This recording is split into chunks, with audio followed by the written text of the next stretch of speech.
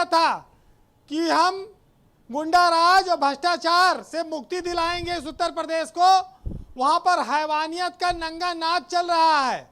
उत्तर प्रदेश में पूरब से लेकर पश्चिम तक अपराध की बाढ़ आई हुई है, लेकिन एक एक जिले में 2-2, 3-3 साल से एसपी डीएम तैनात हैं। अधिकारी मौज काट रहे हैं, जनता नोची जा रही, लुट रही है, कोई देखने वाला नहीं, कोई सुनने वाला नहीं। लोकतंत्र में जनभावना के आदर की बात कही जाती है, लेकिन अफसर के भावना का आदर हो रहा है। जो अफसर का है वो सही। कौन नहीं जानता कि उत्तर प्रदेश में थाने बिकते हैं, और जब थाने बिकेंगे जिन जिलों में, वहां थानेदार कमाई करेगा, उसको किसी की इज्जत आबरू अपराध से मतलब नहीं है, पहले पैसा अपना निकालेगा। तो ये जो आज बुलंदशहर, फतेहपुर, गोरखपुर, कोई जिला बच रहा है जहां पर बेटियों को नोचने की खबरें ना आ रही हों।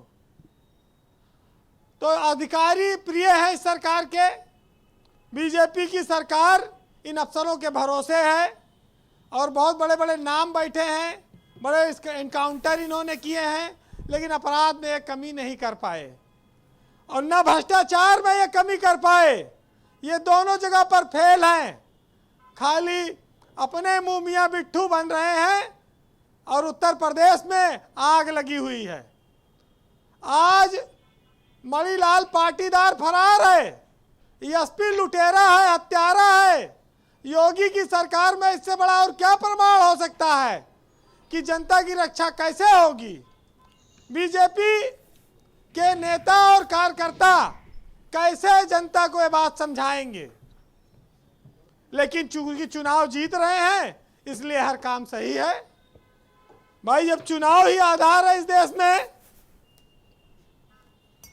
हमारे यहाँ लोगों के चरित्र पर बड़ी बातें रही हैं, हम लोग बचपन से सीखते रहे हैं, लेकिन जिस तरह से टीवी, मीडिया, मोबाइल और ये नंगा नाच शुरू हुआ, जो छोटी छोटी बच्चियों को, जिस्मों को नोचा जा रहा है, हम तरक्की कर रहे हैं या हैवानियत। इस मुल्क को विकासशील देश क्यों कहा जाता है? अपराधियों का देश कहा जाए, जो महिलाओं के प्रति गंदी निगाह, छोटी छोटी बच्चियों को हवस का शिकार बनाते हैं। लेकिन सत्ता मिलने से पहले सारी कमियां दिखाई देती हैं, और जब सत्ता मिल जाती है तो कोई नहीं, सब झूठ है। सारा मीडिया झूठ बोलता है, सारा विपक्ष झूठ बोलता है, खाली सत्ता में बैठे हुए अफसर और मंत्री सही बोलते हैं। ये उत्तर प्रदेश का दुर्भाग्य है कि हमने जिसको चुना है अब वही हमें धुन रहे हैं, और ये आज से नहीं, हमेशा होता रहा है।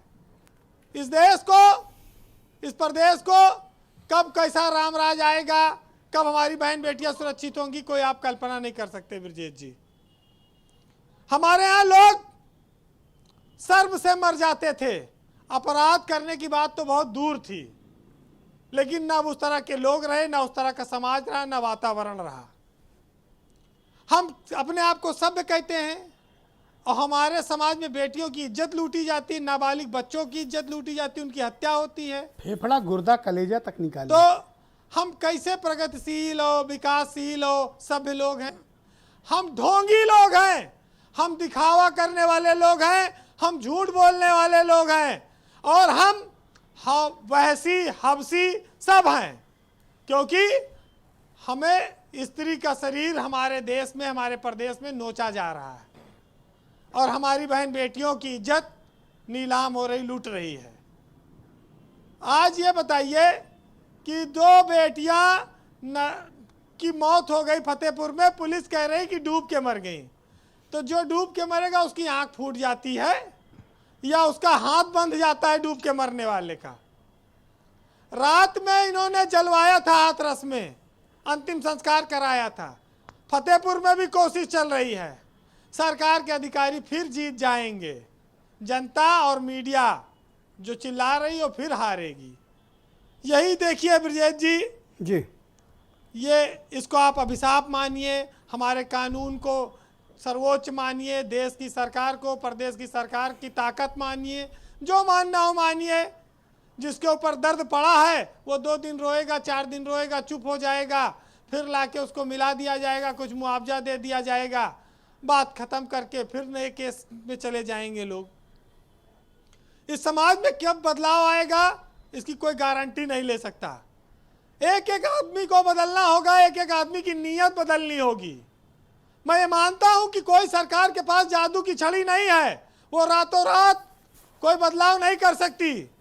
योगी की सरकार भी उसी तरह की है, वो भी चाहती है कि अधिकारी ईमानदारी से रहे, लेकिन अधिकारी जिलों में जाके बेईमानी करते हैं, थानेदार पैसा वसूलता है। नहीं, चतुर्वेदी जी ने डिनायल मोड वाली बात ठीक कही, मैं सहमत हूं इनसे।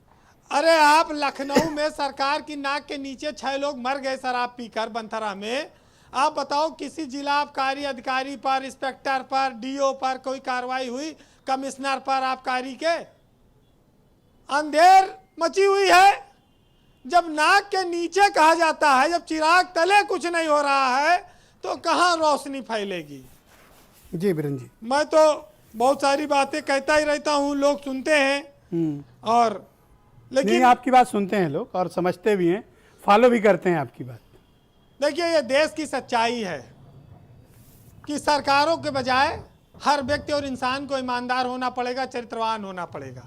सरकार को भी जिम्मेदारी लेनी पड़ेगी, उसके अफसरों को भी लेनी पड़ेगी।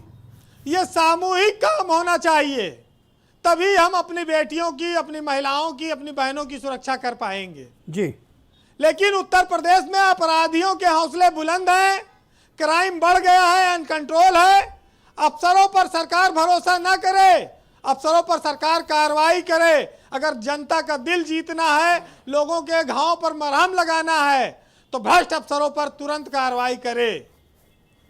चलिए, लोग अपनी अपनी बात कह रहे हैं, मैं तो बेटियों के लिए 4 बात कहूँगा। हम किसी पार्टी की जीत हार से कोई लेना देना नहीं। समाज में बेटियों का मान सम्मान सर्वोच्च रहना चाहिए।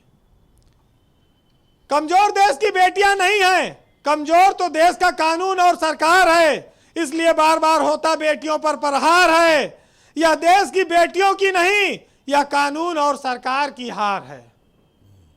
धन्यवाद बीरेन जी, बहुत बहुत शुक्रिया आपका, बहुत बहुत धन्यवाद। अनीता अग्रवाल जी, आपके पास आता हूँ और मैं आपसे समझना चाहता हूँ कि आप अखबारों में, टेलीविज़न चैनल्स में बड़े बड़े इश्तिहार देते हैं, विज्ञापन छपवाते हैं, और फिर आप ये देखती हैं कि महिलाओं के प्रति किस प्रकार से अपराध बढ़ रहे हैं।